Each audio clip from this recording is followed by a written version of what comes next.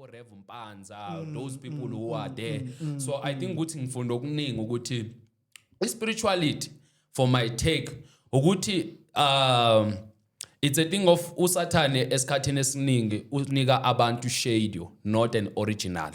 You know, it's what I will say. With most of people, they have a shadow kaNkulunkulu, not an original. In my own opinion, ngasho ukuthi abantu abaningi bathole ishadow, isithunzi sikaNkulunkulu, abatholanga uNkulunkulu. You know, so I think into enza ukuthi after bathole ishadow kaNkulunkulu azange basafuna ukwazi ukuthi le shadow eyekabani, bathatha ishadow bahamba nayo ngobuningi babo. Ngikhuluma ngamasonto like for example lawo wameshinayo omningi babo. Kunama question angeke basiphendule na wona today. For ize uma singabuza ukuthi itiye likuphi eBhayibhelini lelingana shukela. You know, akekho ungaxoxela ukuthi likuphi itiye. Today mina ngiphuza itiye because indayela. You know, understand? Angiphuza idalwa nje itiye. So I think ukuthi kunezinto eziningi ezama confusion because thina singabantu we take ishade bese sibaleke singayitholanga ioriginal kuyingo mhlambe bayilanda ngokuthi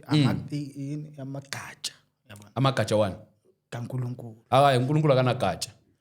uNkulunkulu uyigatsha akanamagatsha uNkulunkulu usho ukuthi mina ngiyigatsha nina nomvino wona if you will go ku sengisho ukuthi maybe yiwo phela umvini lo ophuswa iyahlupha into ka maybe Mr Bekisisi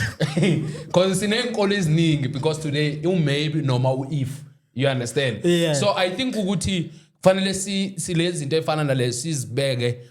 sizisondeze kuthina and we question them because sizala ku generation uma ubuza uFaith ukhonza uFaith ngikhonza kaShembe wayikhonza kaShembe umama uzalwe kaShembe into yasekhaya and into yasekhaya ukhonza kaShembe but akanayo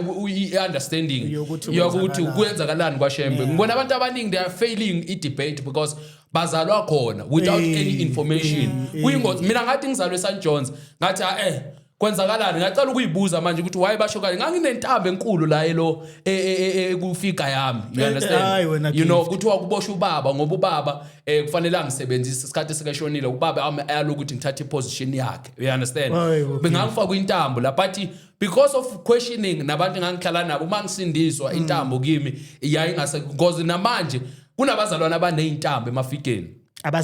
abazalwane bayithathapi ubuze bona ukuthi bayithathapi but kunabazalwane abaneyintaba emafikeni because people they try to make lento kaNkulunkulu asekeni kuyenza imix meat lento kaNkulunkulu akufanele be mix meat kufanele iqonde kufanele Mr Bekisisi uma unentshebe siyibuza ukuthi lentshebe uyenzela ihairstyle noma usuyigcinela isabatha you understand because izinto eziningi kuma Christ asiyibuza kufana nama ring wabafundisi amaningi wabo icult uma umbuzo uyakwata umuntu iring engaka special ongashadanga uWes you understand ngiubishop igama lithi bishop lithi kufanele ushade ecala ungasoliseki but kuno bishop abangachadanga namhlanje abanama rings phakathi bese uyibuza ukuthi umpostoli Paul wayengashadanga naye asekela umpostoli Paul uye nobhala uTimothy wathi yena uma ubishop umpostoli Paul wayengasi ubishop ngikhuluma ngobishop apostle no ubawe upostoli alisho ukuthi kufanele ushade ngikhuluma mina ngobishop abo bishop abaningi bafaka ama rings la you understand iyahambelana nayo le African spiritual because izinto eziningi into yodwa